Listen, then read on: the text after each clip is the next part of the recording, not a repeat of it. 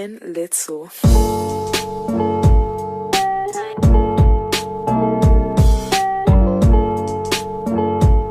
Hey, what's up YouTube? AlexTheAbstact here, doing another quick build video for you all. I think I'm addicted. I gotta say it. I think I am officially addicted to doing these quick build videos.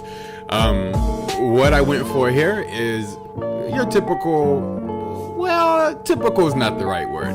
I went for a small to medium size, 2-bedroom, 2-bathroom, moderate starter home. And as you know, if you play The Sims, starter home qualifies as a home that you can purchase without using any cheats, fully furnished, or maybe it's not fully furnished. I go for fully furnished. And you can just start playing the game. It's for the people like my wife who want to have a nice home, don't want to take the time to build the home. They just want to create the family and get to playing, and not need any cheats to do so. So this one was very fun to do. Kind of just like sprung it off the top of my head. I didn't look at any layouts, didn't look at any designs really to come up with this. Just something that kind of built itself. I was just the vehicle driving the mouse around. And per usual, I absolutely hate doing the roofs on these houses. I am trash at doing roofs. I need to probably stick around and just watch a lot of Sims builders, how they do such a fantastic job with roofs. I always have like a corner sticking out, as you can see at the top of this house. And no, when you play The Sims, you don't typically look at that house with the roof on unless you're doing a series or a series introduction or something like that, but it still bothers me. It still irks me a little bit if I'm being honest. And so with this house, it's also a little awkward because I ran out of money yet again well, what am I trying to say here? I think I ran out of money specifically because the lot was so big. It was the only lot I had left in this neighborhood, and I just wanted to build something that you could move around and slide to the back of your lot if you wanted to have like a big open front yard with a lot of vegetation and garden stuff available, or you could slide to the front of the lot if you wanted to have a really nice big backyard. But again, I ran out of money, so I didn't get a chance to build any of that stuff around. But what you'll probably be able to do with this house, since it is such a small house, is you'll probably be able to purchase the lot off my origin, which is AlexTheAbstract. I don't think there's a space there, but if it is a space, it's Alex space the abstract or AlexTheAbstract, all one word.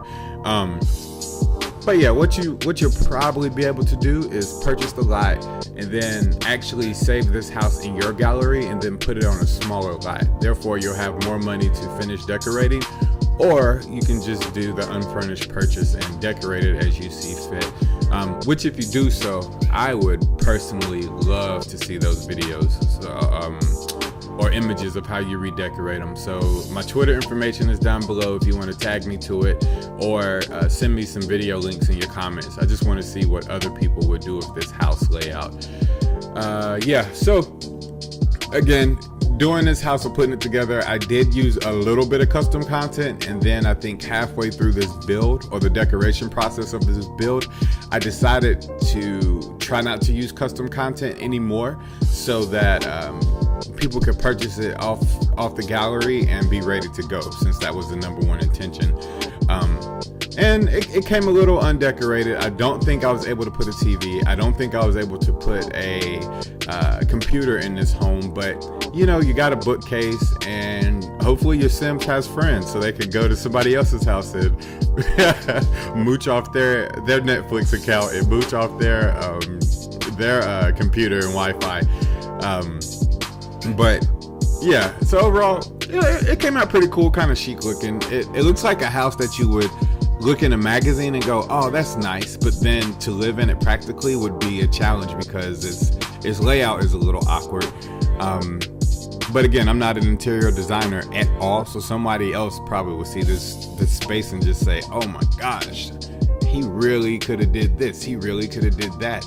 And again, I would love to see how other people do it, because I am open to other people's versions of creativity. So right here, I remember specifically, this video is pre-recorded in case you're wondering. So right here, when I was doing this part, I remember specifically saying, oh, I'm gonna have an island in the middle of the kitchen. And then once I started doing the island, I was like, oh, that's not gonna work, but I don't want tables. And so I tried to put the stove in the middle, and I was like, the back of the stove is exposed, and it looks really awkward because there was not enough space between the refrigerator and the bar where it was, and then the refrigerator and the wall where it was. So I ended up moving it against the wall. And you'll probably notice, if I can remember how I did this video, I will end up deleting, I think, 2 pieces to the bar just to create more space and to save a little more money, because again, it's tough trying to build a fun house with such limited money. And you always, for me, I'm always stuck with the fat back televisions. I can't get a flat within budget when I'm trying to do more than a 1-bedroom. The toilets are pretty expensive. It's tough. It's tough out here for a non-CC player, which I don't claim to be at all. But when I'm trying to do these builds, these starter builds, these ready-to-go builds, I try not to use CC. But yeah, so in other news, what's going on with AlexTheAbstact today? Let's see. This is pretty cool. We just moved to a new city in California. We moved back in spring. It is now headed towards the end of the summer. And in moving to this neighborhood, we're still learning what all the area has to do. We were living in Glendale, which I'm not going to say anything negative about Glendale. It was just, we were tired of living there. And we moved to a way more family-friendly, family-first style neighborhood where they have more community. They have this really fun farmer market every Friday. A lot of cool people just out chilling, walking dogs, getting food, and just laughing and getting to know each other. The neighborhood's super cute, or the town itself is super cute. It's not overpopulated, and I don't know. It's a joy to live here. It's me stuttering a lot. What is that? La la la la la. Sometimes my tongue gets stuck at the top of my mouth, but it's a joy to be here. And one thing I came across is they have adult swimming classes that are very affordable. In addition to that, they have family swimming classes that are very affordable. So right now, my family is at the pool learning how to swim. My wife, I'm not going to say her age, poor thing, has never learned how to swim. And my twins, who are teenagers, and my preteen son also don't know how to swim. I was able to teach my son last year, my teen son. It was a struggle. Have you ever seen a cat fight against water? It was like that. I don't know how. We were in maybe 4 foot of water. I'm much taller than 4 foot. And somehow he managed to almost drown me because he was fighting the water so hard last year. But by the end of the experience, he was a pretty good swimmer, but he still couldn't float. So I signed him up for swimming lessons along with his sister, his brother, and his mother. And yesterday was the first day. It went really well. I'm super proud of them. Hopefully by the end of this week, they will be pretty good swimmers where they're confident enough in themselves to start swimming on uncomfortable waters, uncomfortable levels of water at the local pool. Also, what else is really cool, if I'm slowing down and I'm thinking about what in my life is making me happy right now, I finished my first screenplay. I can't really tell you what it's about yet, but I can tell you, if you love romantic comedies, coming-of-age tales where a nerd ends up coming out of his shell, especially around the high school years of his life, then this movie will be for you. Right now, because it's my first finished screenplay, it's trash. I'm not gonna lie to you, it's pretty bad. It's got some fun moments. It's got some moments that I thoroughly enjoyed writing. I haven't done a sound test, as I call it, yet, to see if other people enjoy those scenes or if I just enjoy them because I wrote them. But basically, I did finish it, and I finished it 2 or 3 weeks ago while my family, we were all in Northern California on vacation. And it was a really cool experience to finish it, because what happened exactly 1 year ago 1 year ago from that week was we were at a family camp. It's a Christian family camp. Really cool setup. It's you, your family, with about, I would dare say, 15 to 25 other families, and you're up in the woods. It's a cabin-esque situation, and you just fellowship. You hang out with other parents. Your kids run around. They do nature walks, and they go to the Santa Cruz Pier, and it's a really cool experience to be a parent, not know exactly where my kid is, but have this overwhelming feeling that my kids are absolutely safe because of the community, the way the community's set up there. It reminds me of being a young kid and just like getting on my bicycle with my pals at about 7 p.m. at night and just riding until our parents would come and look for us. And not because they thought we were not safe or we were not doing the right thing. It's because it was like 12 o'clock at night and it's time for you to come home, Alex. That kind of situation. So at that camp last year, we were talking about life goals, and we were talking about purpose and living your life intentionally. And I told them that I wanted to write screenplays. And so, which is not what I do for a living right now. I've always had an interest in filmmaking. I've always had an interest in creating and narration, and most importantly, storytelling. I've just been a movie buff and a story buff since I was a child. And we were at camp, like I said, we're talking about it, all our aspirations and our goals and what we as adults felt like we should be doing with our lives. And I told my group that I wanted to be a screenwriter, and I had a couple of ideas. I bounced the ideas off them, got some positive feedback on one, and started writing it. Eventually I ditched that and moved in a different direction as far as another screenplay. And so lo and behold, we're at camp again, same group of families for the most part. A complete year later, they all prayed for me. They all kind of sent me on my way back into the world when camp was over. So a year later, I go to the camp and I finished my screenplay at the camp.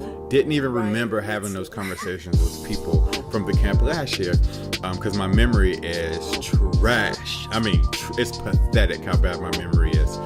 So one of the people from my group last year came up to me and said, "Hey Alex, how's that screenplay going?" And it dawned on me right then and there that I said, oh my gosh.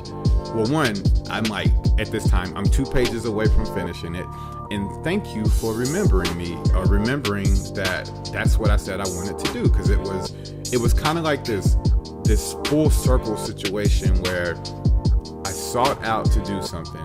We prayed about it. I took it to God. I fasted over it. God was like, yeah, do your thing. That's what I built you to do. And so it was really cool to come back to the place where I got that message and for it to be completed there. It was storybook perfect. You couldn't write it any better than that. Now, I wish my screenplay came out that perfect, but overall, it's my first intentional attempt. I finished 2 screenplays before, but I finished those without knowing what the heck a screenplay truly was. I went and downloaded some scripts online and wrote some stories and turned them into a screenplay, and they were really bad. One of them we even shot, and yeah, let's not bring that up. So, but this one, it was intentional. I did my research, I did my structure, I did some marketing for it, as in I was walking around asking strangers what they thought of a movie, what they thought about my movie concept, and getting really positive feedback. So I put it to task, and like I said, I'm really proud of it. It's not that great. It's my first intentional screenplay. There's some major room for improvement, but at the end of the day, it's like having a kid. Let me not say that. Okay, it's like when you get your first car, if you've ever had that experience. When you get your first car, especially if you pay for it or you help pay for it and you take pride in it. My first car was a very old, very dated Nissan Sentra. It was the shape of a milk carton. It was white like a milk carton. It didn't even have a tape player in it. It was just a pure radio before I put a little bitty sound system in it. I was 16 and my dad brought it home for me, and I cried. My little spoiled butt was like, "This is not the car I asked for, Dad." You know, but it took me a minute. My dad's a very gracious, very patient man, and I went back and I apologized for being a little butthole, and I told him I was very grateful because when I had some time to myself that day, I slowed down to remember I was one of the only boys who turned 16 who had a car in my neighborhood at 16. So getting to the point, I took pride in that car. I took care of it, kept it clean, and though it was ugly, it was raggedy, it was not the best car on the street at all, not even among the few friends of mine that did have cars. It was mine, and I was proud of it. And that's how I feel about this screenplay. It's a little raggedy, it's a little incomplete, it's a little dusty, probably needs an oil change and a facelift and a paint job, but it's mine, and I'm very proud of it. So much like this house, much like this screenplay, much like my first car, though it is not how I envisioned, it is not perfect, I enjoyed it, and I hope you do too. So we're going to do the house tour in a quick second, and I think I'm going to let the music ride out for this little window of time before we start the house tour.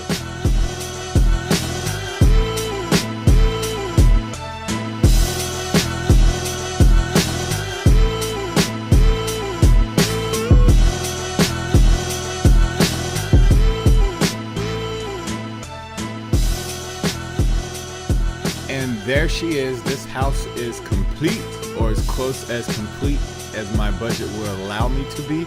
So we're going through the front door, or the front entrance, as you can see right now. First thing you'll see when you walk in is the stairs leading upstairs.